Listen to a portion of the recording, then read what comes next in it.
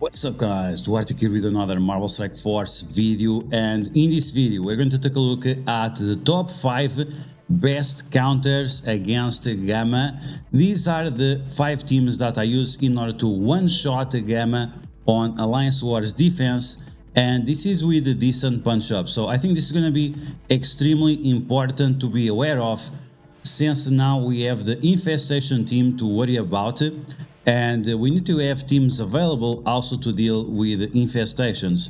So if you can use any other kind of team against Gamma, that would be great, right? Because you can use the Nowhere team against infestation or some other kind of hybrid combination. So once again, in this video, we are going to take a look at my top 5 favorite teams in order to beat Gamma. One shot, no problem, and all the nuances of each of these matches. These matches were recorded live, and anyone that watched it live can tell you in the comments below that they work, because first time I used it, it worked, and it's the consistency of the strategy. I'll mention a few nuances compared to counters I mentioned in the past, and we'll break down all the information. So as always, if you like the information on these videos, make sure you share it to your friends on Facebook and Discord.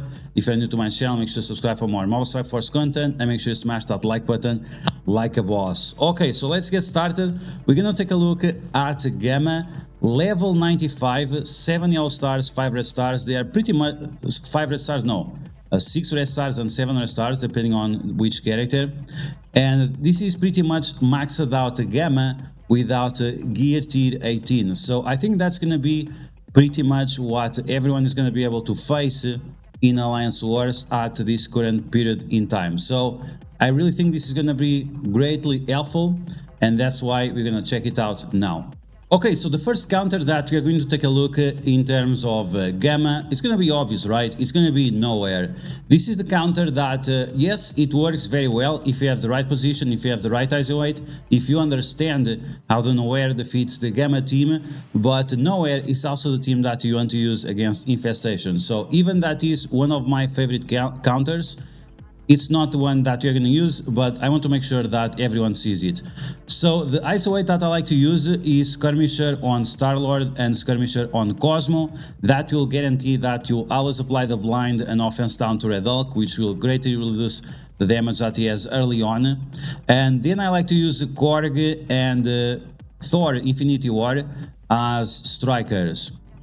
I've been using in the past Nova as a striker. Right now I'm using him as a skirmisher, and I'm finding a little bit beneficial, even that his isolated attack is quite strong. The skirmisher isolated is also nice, but it's up to you to decide which one you prefer. I prefer right now skirmisher, but it will require more testing to see if it's gonna even matter or not, because either way it's not the damage with Nova that is finishing off the match.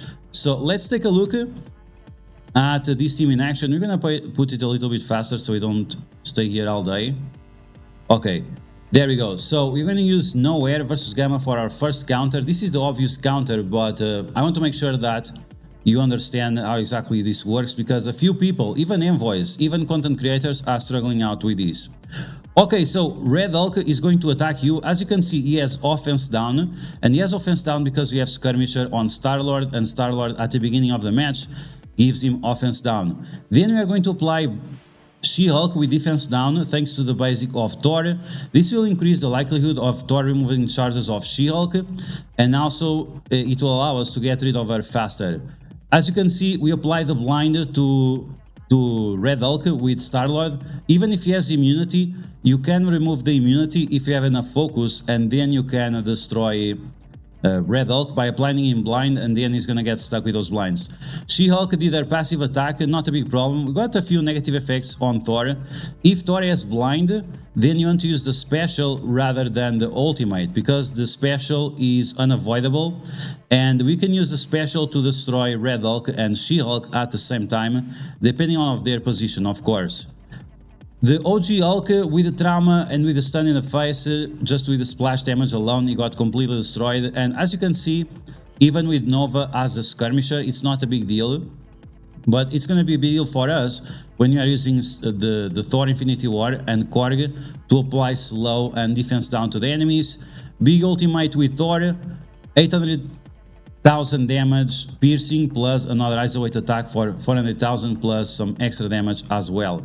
Okay, let's take a look at the second counter versus Gamma, which is going to be the mirror match. We are doing a minor punch up, only 60k.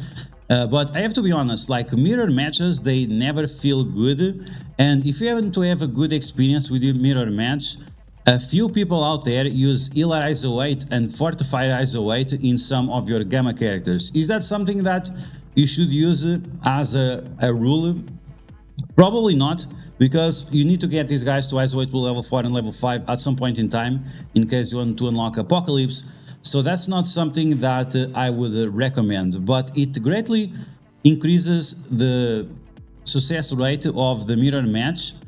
Something that also increases the success rate of the mirror match is the position of the characters. So you want to make sure that Red Hulk is sandwiched between OG Hulk and She-Hulk, so he gets charged as fast as possible. Then you want to make sure that Abomination is in the corner because he's the guy you want to protect. Brawn, you want Brawn to be in action because whenever the enemy Red Hulk attacks your team, you want the enemy Red Hulk to turn rewind Brawn, because that will allow Brawn to use his ultimate first and heal up your team, while the enemy team already wasted their ultimate, and like this, Brawn of the enemy side is not going to be able to heal up, and then you just crush them. So it's pretty much that. The turn rewind on your Brawn is going to give you the W on this specific match. So let's take a look at these. As you can see, the teams are pretty much at the same size, but you could punch up easily 300k, 400k using the same setup. Just pay attention to the things I just mentioned. Okay, so we're gonna smash Red Hulk, and you want to make sure that you attack Red Hulk as often as possible so you can destroy him. Here we have the situation with Abomination. I prefer to use the special because that will reduce the damage that their Abomination does with offense down, so that will allow you to reduce a little bit of the damage. Okay, here depending on which isolate you have on original Hulk, you can have him doing multiple attacks or not. If you have him as a striker, just make sure that you don't use the ultimate, because if you use the ultimate and he is next to Red Hulk, then the enemy Red Hulk is going to kill your Hulk, and you don't want that. So you can see right here, now I'm going to use the L Steel and heal up my entire team, while the enemy team is all crushed. So this is the point that I mentioned, that you want Brawn to be turn rewinded, so after you can steal the health of the enemies and have a huge advantage after that. As soon as you heal, you finish off the Red Hulk, you finish off the OG Hulk, and then you just destroy their She-Hulk. And that's pretty much it. Copy the positive effects, pay attention, check out if you have Disrupt or not, because if you have Disrupt you don't want to copy the positive effects, and leave Brawn Abomination for last and you are good to go. Okay, so now we're going to take a look at my original teams that I created in order to beat Gamma, and this is extremely consistent if you have the same size of the characters as I have. So keep that in mind. It's going to be important that you have that into consideration. If you don't have the characters as big as I have, well, of course, maybe it's not going to work. Either way, we have Spider Weaver with gear tier 18, but at gear tier 17 she's fine. Then we have the Spider-Man 2099, gear tier 16, Dormammu, you need to put him in the corner, you want to protect him as much as possible, because the enemy She-Hulk is going to attack Dormammu. You also want to make sure that your Dormammu is level 95 and at least gear tier 16, and it would also be nice to have some additional red stars on Dormammu. If you don't have additional red stars on Dormammu, make sure you have him at gear tier 17, because it's definitely going to be nice to have in the future, as he's a very plug-and-play character with a lot of value. Finally, we have Red Guardian and Omega Red, and yes, you are breaking the Weapon X, but let's be honest. If you are taking Omega Red to Dark Dimension 6, if you want to have the best value in Alliance Wars, you kinda want to gear up Omega Red and maybe start leaving the other Weapon X behind, because they are just not as great as Omega Red is, and Omega Red has individual value while the other characters don't have. So should you gear up the entire team, or should you build up Omega Red and pair him up with other characters? Well, the latter, right? And the Red Guardian is at level 65 here. It doesn't really matter, he just needs to be alive at the beginning of the match, and that's it. Okay, so here we go. Let's take a look at this. This works extremely consistent. I would say like 90% win rate easily. 95. I actually never lost with this since I built this team. I never lost with it. You can see that we are doing a 300k punch up. So once again, we are facing big gammas with characters that have value in multiple game modes like Alliance Wars, Cosmic Crucible, Raids, and so on. Okay, let's take a look at this team in action. Isolate, Skirmisher on everyone, Striker on Omega Red. You could potentially use Spider Weaver as a striker if you like. It's up to you to decide. Okay, so you want to make sure that you have exactly this position. Spider Weaver behind Red Guardian to make sure that she's the one getting the damage in the face. And whenever she's attacked, she's getting speed bars. So the turning ones from Red Hulk are not as impactful. Okay, so you do the ultimate of Spider Weaver. And you want to trigger the ultimate of Red Hulk as fast as possible while we have the charges. So as you can see, Red Hulk consumed all the charges, but we didn't take any damage in the face. Yes, we have the battlefield effect active, but does it matter? It doesn't really matter. Okay, so you want to be careful with Spider Weaver. You don't want to attack characters with a counter-attack chance. Yes, you can get more energy on Spider Weaver, but she's also going to take more damage in the face, so you have to be careful with that. Okay, so with Omega Red, you can pretty much apply trauma and ability block to whoever you like. You can go for Red Hulk if he still didn't attack, or you can go for She-Hulk, or you can go to the original Hulk to make sure that they don't do the special or taunt or anything like that. After that, you want to make sure you stun on She-Hulk, so she does the first passive, but she doesn't do the second. And then you just wait for Omega Ultimate. Omega Red Ultimate is going to apply trauma to everyone. It's going to flip the positive effects into negative effects on everyone. If they have immunity, that's going to be great because you're going to destroy them right away. If you don't, that's fine too. She-Hulk is gone. Red Hulk is gone, and Weaver, she just died for the first time. Remember, we are using Dormammu, and Dormammu is going to revive the characters. Now, if you have a big Red Guardian than mine, he's probably still going to be alive, and on top of that, he's also going to be able to heal up the team a little bit, and you can see this worked very, very well. Okay, so now we have my second original counter. This was with Drax and Hela and Zombie Iron Man, Quicksilver and Apocalypse. I'm using the big Apocalypse, but it also works with a small Apocalypse. Quicksilver by now for most people it should be at 7 yellow, so it really depends on how many red stars you have on him. I would recommend to have at least 3 red stars on Quicksilver.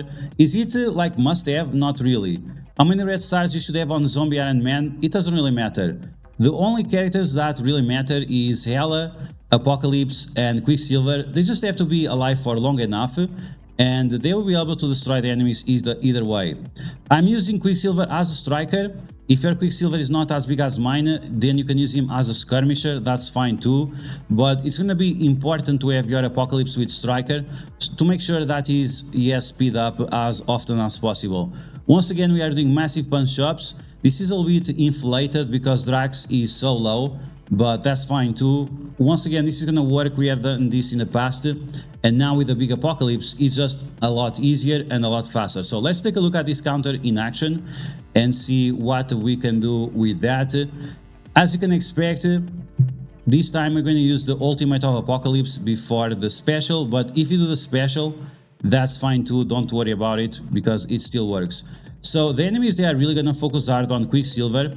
That's fine. He's going to have the barrier. He's going to have the death proofs. He's going to summon the Scarlet Witch. You might want to decide to not attack Red Hulk, or you can attack Red Hulk and remove his charges with Quicksilver. This is why the Skirmisher as a weight might be important, because like this you can remove the charges easily from Red Hulk, and then you can finish him off a lot faster. Apocalypse with the ultimate is going to do the Isolate attack for speed up. Once again, if you don't have the Empowered Apocalypse, that's fine. This still works with the baby Apocalypse. Scarlet Witch is going to extend the negative effects on the enemies, including trauma. Yes, Scarlet Witch extends trauma on the enemies. And you can see that She-Hulk just kill herself, and then Quicksilver is just going to double tap the enemies and finish them off. Okay, now we have my last counter against Gamma of my top 5 favorite counters against Gamma, and you can use all of these counters in one match and make sure that the rest of your alliance have their nowhere available in order to use against your infestation enemies or against bigger gammas if there is any. But this is my last team, so we're gonna use Absorbing Man, Dr. Doom, Cable, Kang, and Quicksilver. Quicksilver, if you have any kind of hero cosmic, is going to give 50% more focus to everyone, and that will allow your skirmisher ISO 8 Dr. Doom to apply vulnerabilities and flip taunts on the enemies and also apply other negative effects. Then you want to Kang to be as big as possible, to destroy the enemies as fast as possible. Kang is a character that is recommended to take to 700 stars, is a character that is recommended to get to gear tier 18, so keep an eye open. But if you don't have him at gear tier 18, if you don't have him at 7 reds, if it's just at 6 red, it still works, but it's gonna be the least consistent team, so keep that in mind. Now, in the past, I used this team with Invisible Woman. Invisible Woman gives more focus to Dr. Doom, but with Cable, we actually can prevent some damage of the enemies, and that will give you more guaranteed chance of executing this counter, right? Because, I mean, less enemies attacking, more chances you have of triggering Dr. Doom and do the truffle shuffle on Gamma. So Cable is a great option to use here instead of Invisible Woman, and because he's a Hero Cosmic Mutant, he still activates the passive of Silver Surfer that gives everyone else more focus, and that focus is gonna be crucial. Okay, so let's take a look at this team in action. You can switch for this specific match Absorbing Man to Fortifier just to make sure that he doesn't take a lot of damage, otherwise Dr. Doom is going to heal him up, and you might instead to heal up Kang or some other character. So okay, so let's take a look at this in action. This was once again first attack, first kill. I did all of these attacks on my live stream. Once again, you can ask anyone from my chat and see that this was working 100% of the times when we were recording this video. Okay, so here we go. So Red Hulk is going to turn Rewind and trigger Dr. Doom passive. You want to make sure that your Dr. Doom is big enough. Mine is at level 94 and 5 red stars. Cable died, that's fine. We are going to heal up Absorbing Man and heal up Kang. We're gonna try to remove the taunt of OG Hulk. If you don't do it, that's fine. Now, there is a specific order that you want to apply the vulnerabilities. With your first attack of Dr. Doom, you want to apply the vulnerability to OG Hulk. With the second one, you want to apply to She-Hulk. If you fail to remove the taunt, you still attack Hulk, that's fine. But the third attack, the attack you do the explosion, you want to use it on Red Hulk. If you don't do it like this, it's gonna mess you up, so be careful. So you want to apply vulnerability to OG Hulk, She-Hulk, and then Red Hulk. If you fail to apply to She-Hulk, on the third attack, go for Red Hulk. Keep this in mind. Okay, so you're going to apply the explosion. We got vulnerability on all the characters that matter. It's not always the case, but that's fine. Now with Kang, we are going to use his ultimate, and because we have that extra focus from Cable and Silver Surfer, we are going to remove all the death proofs of the enemy team, right? And because our Kang is big enough, he's going to delete one of the characters right away. Even if he doesn't delete, that's fine, because his passive steals health of the enemies, and if you are stealing that health, you can remove the death proofs without any problem. Then you're going to use the special a second time to apply slow to your enemies. You want to make sure that you focus first on Brawn, and then with Absorbing Man, you want to use his basic as often as possible, so you can also remove the death proofs of the enemies. Okay, here I was goofing around a little bit with Absorbing Man and with Dr. Doom, but as you can see, it worked very, very well. Okay guys, so these are my favorite top 5 teams to use against the Gamma. Yes, you can use all of them against all kinds of Gammas on your enemy's defense. Just make sure that you pay attention to the size of the characters. If you are facing a very small Gamma, you don't want to use the counter with Dr. Doom, right? That one implies that you are facing a big Gamma. The other ones, they work against any Gamma of any size. So overall, that's great. You don't have to pay too much attention to it. And like I said, the goal of this is to make sure that you have enough nowheres to use against this new infestation team that can be quite problematic in Alliance Wars defense if you don't know exactly what's going on. So I hope you guys enjoyed this video. If you did, make sure to smash that like button. Let me know in the comments below, do you guys have any kind of alternative Gamma counter that does not use any of the characters that I used? If you have, let me know in the comments below, and I'll make sure that I mention your name in a future video on the topic. And as always, if you found the information helpful, make sure to share it to your friends on Facebook and Discord. If you're new to my channel, make sure to subscribe for more Marvel Strike Force content, and I'll catch you guys later.